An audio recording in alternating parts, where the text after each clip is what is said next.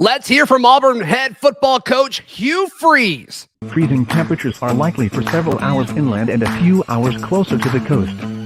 Yes. You are Locked On Auburn, your daily podcast on the Auburn Tigers. Part of the Locked On Podcast Network, your team every day. Yes, welcome on into Locked On Auburn, your daily Auburn Tigers podcast.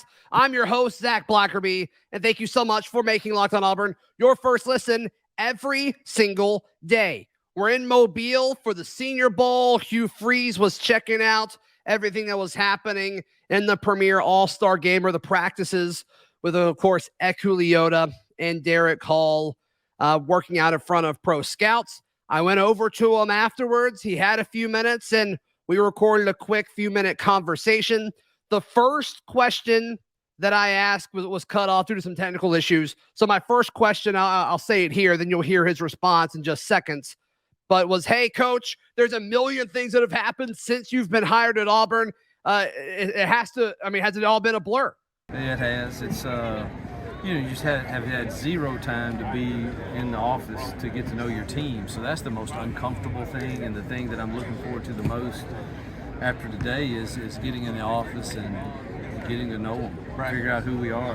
What are you selling to all these guys? Obviously, 12 guys come to the portal. You picked up a lot of recruits. You're probably going to get a talented running back later this week. I mean, what are you selling? What are you pitching to these kids?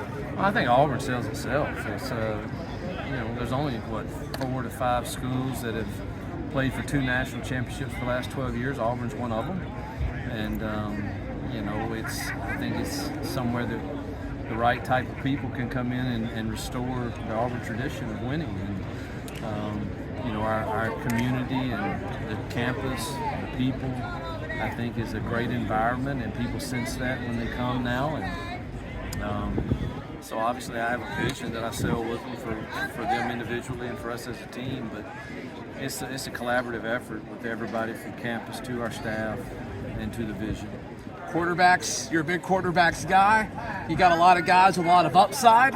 What do you think about your quarterback room heading into your first spring here? Yeah, I've told them we've got to grow up, and we've got to grow up in a hurry if you want to be the what's guy. that mean? I read that quote. What's that mean, Coach? Well, I mean, I don't know totally either, because I hadn't coached them a single down, but I know this: to be the quarterback at Auburn, there should be a leadership quality that comes with you when you're working out right now with Coach Dom, or in academics, or everybody you're dealing with on campus. I mean, if you want to be this guy for me, there's some expectations that come with that, and everybody's got a clean slate, and I don't know what's happened in the past, don't care, but I can just tell you now, we've got to handle our business, and then you got to show me you can do it come spring practice, and I think we can improve everybody that's in that room. Sure. But I don't know that yet. Got to see for sure. Sure. Offensive line. I'm excited to go work with them. I bet. Yeah, a lot of new faces, specifically on the offensive line. I'm sure you're excited to get to work with that group as well. Well, that was the place that you had to try to get fixed first. I don't know that when I turn on the film, I don't know that the quarterbacks are getting a fair evaluation, because they truthfully did not have a lot of protection, and so you had to get that somewhat fixed. Have we? I don't know. I know we improved ourselves, but I think the 24 and 25 classes are going to be the really vital in whether we succeed or not here. Sure. Coach, thank you for your time. Thank you. I really appreciate it. Thank you so much.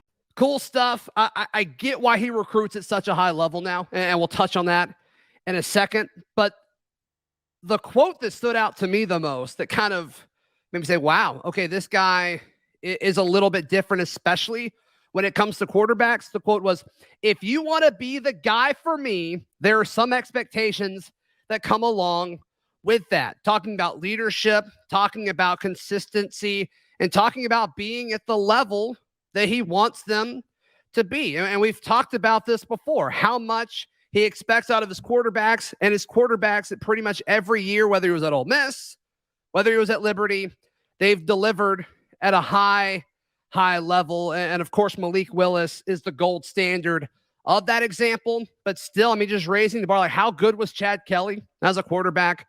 How good was Dr. Bo Wallace as a quarterback? And I think you're going to see whoever it is, whether it's Robby Ashford, whether it's TJ Finley, whether it's some other person that transfers in that May 1st and May 15th transfer window later this year, I don't think it matters, because whoever it is, they are going to reach the expectations of what Hugh Freeze has for the quarterback position. And to me, that's going to be a higher bar than what has been set at Auburn for probably last half decade or so. I'm not even just going to say the Brian Harsin era. I'm just going to say in general, because I think even before that, you had a really talented quarterback in Bo Nix, and it didn't work, because I think there were situations, as far as, are they in situations to be able to succeed? And we talked about this on Monday's show. He used the growing up comment again, and he said that when he spoke to a group of Alabama coaches over, I think it was last Friday. We talked about it on the Monday show, because I kind of made the comment like, hey, I think this is hurting Robby Ashford's stock. But he made that comment again. And I'm like, okay, coach, what does that mean? I didn't expect him to say, I don't really know yet. I didn't expect that. I'm just going to be honest with you. Was not expecting that. But I think, once again, it's about taking that next step. And he's been very consistent and very clear. Like, I don't care what you've done in the past. And I think that kind of hurts Robby Ashford, just because, look, he wasn't perfect in 2022, but I think he was fine. And I think he kind of felt like Auburn's best option going into this offseason. But let's don't forget a key fact in all of this. Going into last season, TJ Finley won the job.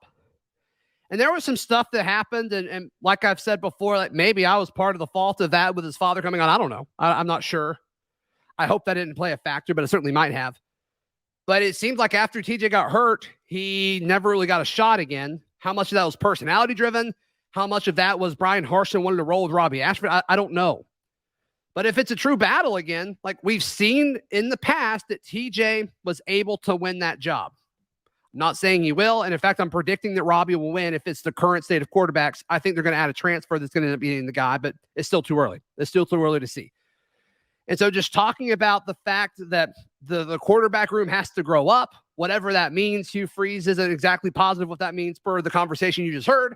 But I do think that it's about taking that next step.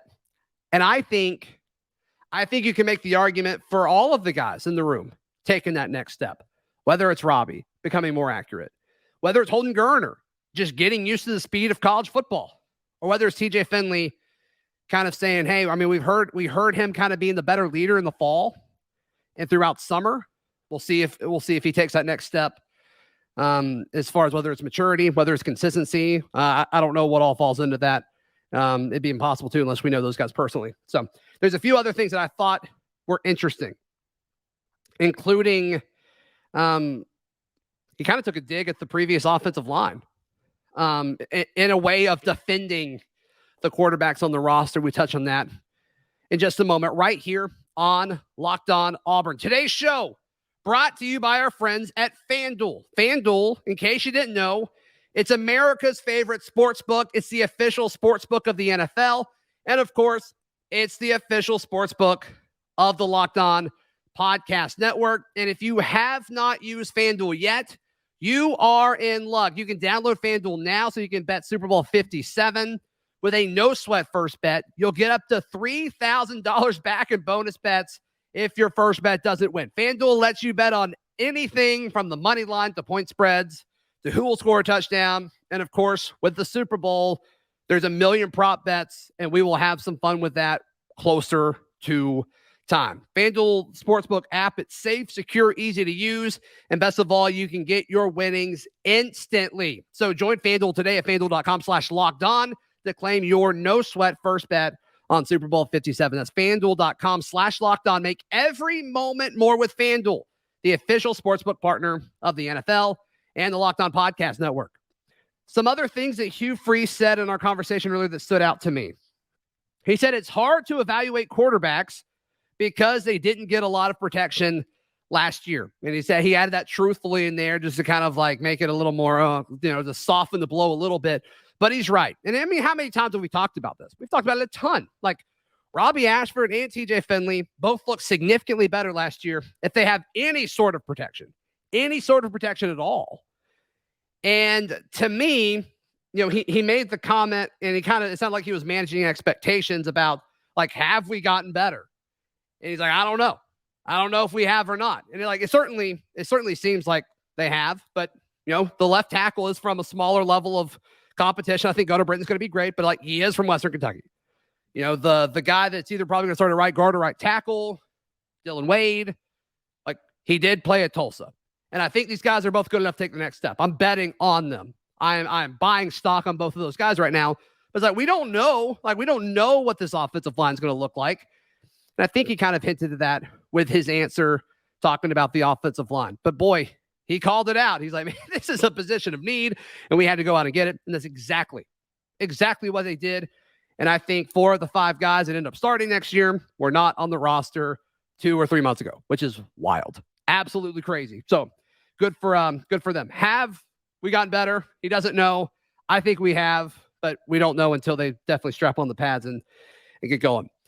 And then, he did the whole, when I asked, what are you selling all these kids, right? Because it's still a vision. Until he kind of shows what he can do at Auburn, it's still a vision. And you can draw on what he did at Ole Miss. You can draw on what he did at Liberty. It's still a vision. It's still an idea. It's still just this theory until he starts kind of putting, points on the scoreboard and wins on the schedule. And you can look back and kind of say, hey, this is what we achieved. You can help us take that next step, right? And he mentioned 2024 and the 2025 classes as far as starting to really build this foundation, his first 2 full cycles. And I think he's going to be able to do it. But I just think the overall energy of the whole Auburn sells itself. We kind of always said that. And then we realized you still have to put the work in for Auburn to sell itself. You still have to get kids on campus. You still have to create relationships, and you still have to get these kids to trust you before you can really take that next step. But Auburn kind of gets you in the door, and it gets you in the living room in a lot of these homes. And a lot of these kids are excited to come on campus, especially with this brand new facility. It's going to be awesome. So the angle that I want to discuss on this, because we've heard Auburn sells itself for forever, is Hugh Freeze wanted this job so bad. And there's just something about Auburn. I think we're all going to agree on this. There's something about Auburn where it's just if you just buy into it, it's going to be worth it. If you just buy into what Auburn is, who the people are, what Auburn can offer, the ceilings are very high, the floors are really low, everything that comes with it, if you just buy into it, it just usually works out. And I think we're going to see that with Hugh Freeze. He wanted this job 2 years ago.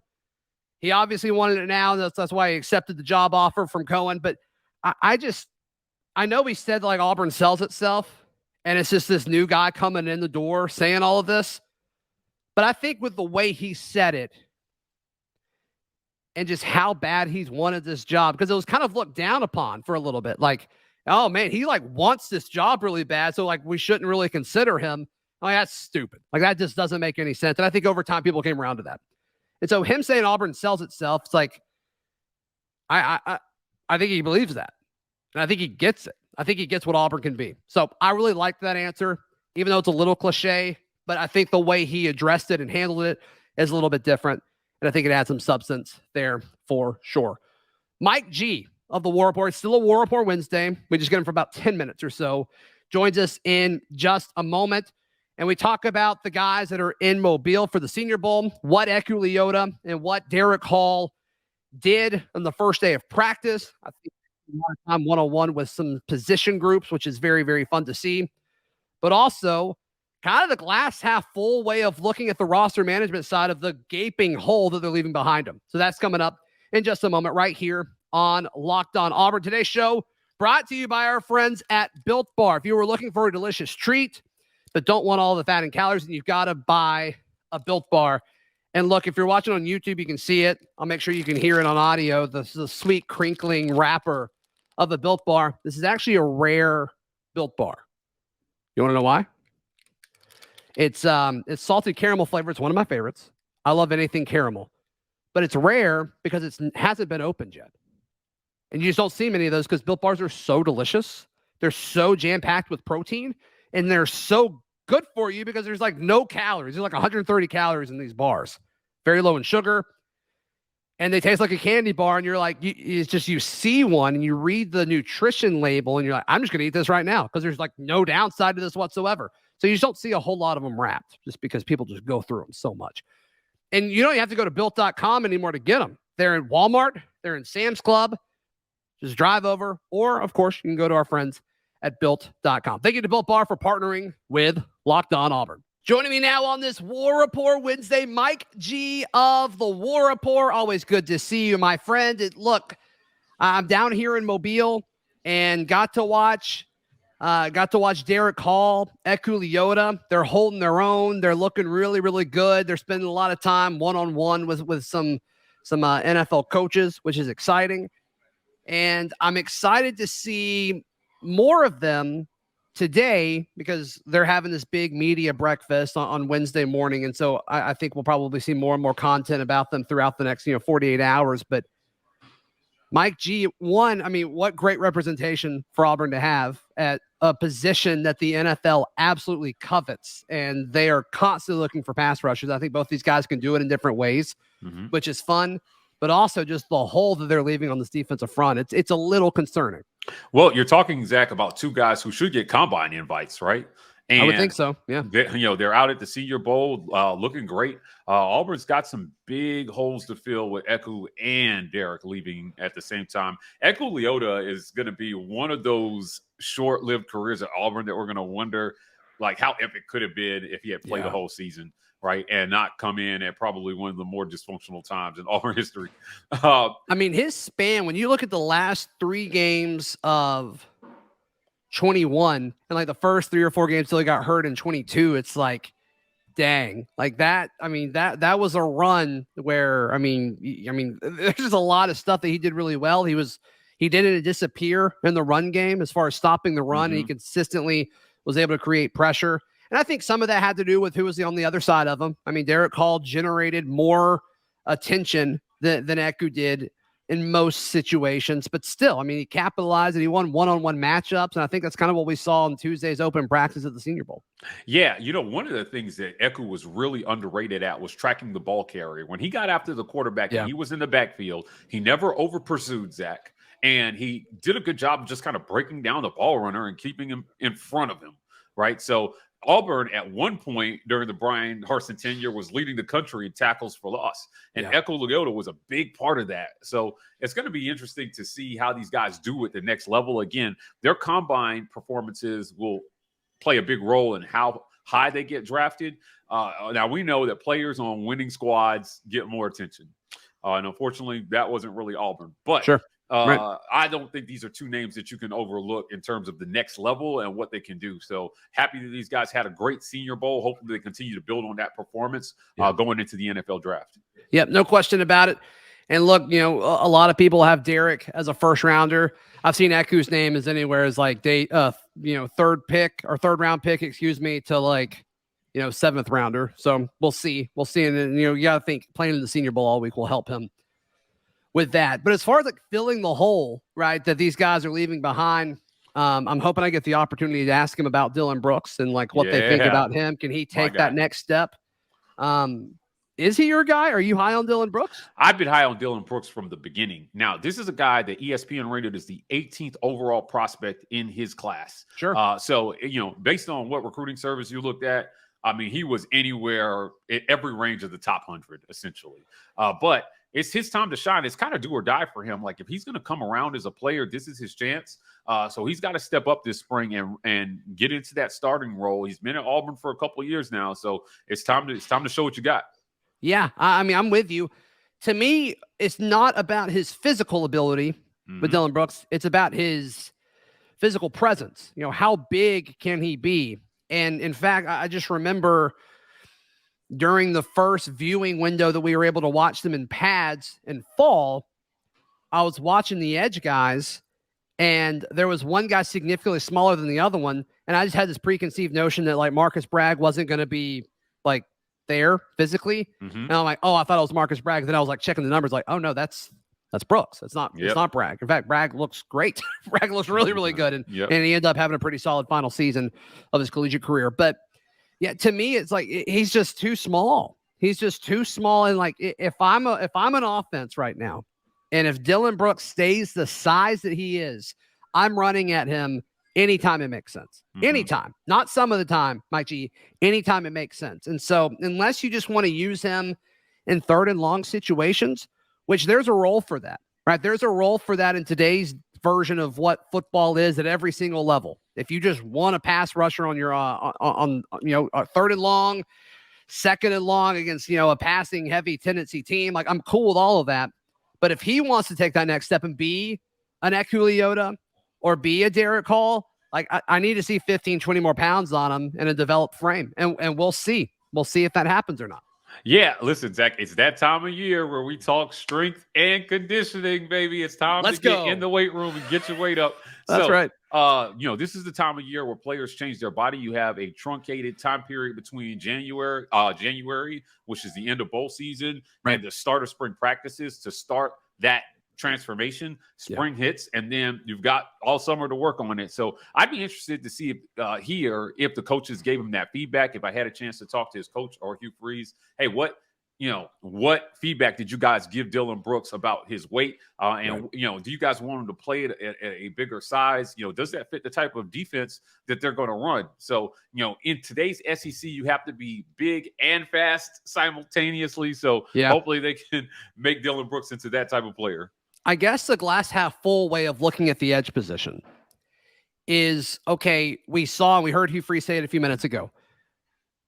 Offensive line was clearly the target, right? Like they needed offensive linemen, and you saw them just pursue linemen with this reckless abandon, right? I'm sure NIL was part of it. I'm sure effort was part of it, and just overall time and interest was all part of it. You saw them go after edge guys, but not to that extent, right? Like not to that extent at all. And so maybe they feel like Dillon Brooks is there. Maybe they feel like there's going to be a lot of pass rushers that come in this second window. They'll be able to stock up that. Maybe they feel ready, about Keldrick Falk day one as, a true freshman. Can he impact that? Because they got Elijah McAllister early, the transfer from Vandy. And then you didn't really hear anything about a lot of edge guys after that. Like they were talking to some, and there were whispers and rumors and all that, but nothing like super, super heavy. I think that's the glass half full way of looking at it. It's like, okay, maybe they feel okay about it. Maybe they feel okay about it right now. Yeah, the roster management, again, is something else we're going to be keeping an eye on this spring. So going into the spring, we're going to be looking at who's where, right? Do any of these freshmen, these guys that they brought in, have a chance to step up and garner a spot in, this new era of Auburn football under Hugh Freeze? That's right. So there are going to be some interesting position battles. I think edge is going to be one of the most interesting because of the holes that Derick and Eku are leaving. So it's a lot of guys to watch, and they went. It's hard to tell. It's hard to tell when they go after a position whether it's because they feel good about it or maybe there was nobody that they felt good about. At that position in particular. It's hard to get inside these coaches' heads right now. We'll figure out a lot this spring. Yep, my 2-year-old's playing the piano right now. If y'all can hear that, very, very beautiful stuff. I think we got a future Mozart in the family. But I think when you look at the edge position, it's really the only position I can think of. And correct me if one pops up in your head. But it's the only position group where I can make an argument for 3 different people, and the argument's different for each of them.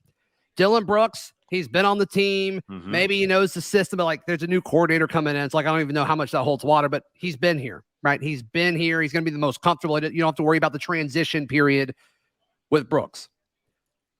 Keldrick Falk, probably the most talented of the 3. It's just, is he ready? He physically looks the part to me. He looks ready. He is a special player. That's why rivals give him the 5th star. So it's all right, do you just put the guy with the most talent on there? And it's all right, he's going to be a freshman at times just because it's impossible not to, unless you're a very, very special player. Or do you go with the experience, right? Do you go with the guy that's okay, probably has the lowest ceiling, but the highest floor?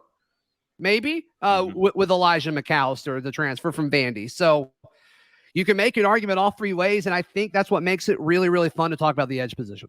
Yeah, bring in guys who, as a group, are multifaceted. I think is a good thing for Auburn. But Zach, can we just take a moment to appreciate that a guy who committed to Auburn got a 5th star? A guy who committed to Auburn got a 5th star and didn't go the other direction. Mike G, I think this is a wave that's coming under Hugh Freeze and at the clip that he's about to recruit at. We've talked about the Bama bump. Okay. We've talked about the Georgia bump. Okay. Give me the Auburn bump. Keldrick Falk, the first victim. Let's go. It's freezing in here, Mike G. Oh my God, that was corny as hell. Hey, do you think that's about Hugh Freeze though? Do you really think that's about Hugh Freeze? No, I think Hugh Freeze got him to commit, right? Mm-hmm. I mean, I think that. But as far as Keldrick Falk's talent, no. I mean, I think it's all about what Keldrick Falk's been able to do. Clearly, he's been putting in the work. Yep. And John Garcia, our recruiting expert here at Locked On, talked about it the last time he came on. It's like, I think he's playing 2A at Highland Home. Like, you never know if those rosters that these smaller schools put out are correct. They're just never checked, right? Right. And so then, he goes to the All-American game, the All-America Bowl, whatever it's called, and like he weighed more than what they listed him at, and he held his own against these other 4 and 5 stars. And then like all of a sudden, it's like, okay, because it's hard, right? Like, I mean, if you're just so much better than everybody else that you play against, like, Keldrick Falk blowing up 186-pound left guard, like that doesn't do anything for me. Like, exactly. I love it because I'm pro Keldrick Falk all the way. Right. But yeah, it's just like, what do you do? But then he's like, he's holding his own and excelling at a high level against other elite players. So that's obviously what got him the 5th star. But I think Hugh Freeze is going to start getting guys like that. That's all I mean as far as looping Hugh Freeze into it. Yeah, listen, I'm ecstatic for that young man to get that 5th star. Sure, he deserves it. Good for him. Star. So few achieve that every year that when it is assigned, it's a special thing, and I think he's going to be a special player. So I'm excited to see what he's going to add to that edge room for Auburn. Mike G, if people want more Auburn content and they're not checking out the War Report, what are they missing? Oh, you are missing our morning drop. We're live every morning at 10 a.m. Eastern, 9 Central, bringing you guys daily Auburn news along with Locked On. So check us out over on YouTube at The War Rapport. We're doing big things over there. Yep. The War Rapport on YouTube. Become a member, become a patron over there. It's worth it. These folks are worthy of your attention and your dollars. You can find all of my written work at auburndaily.com, and we will see you tomorrow. This has been Locked On Auburn.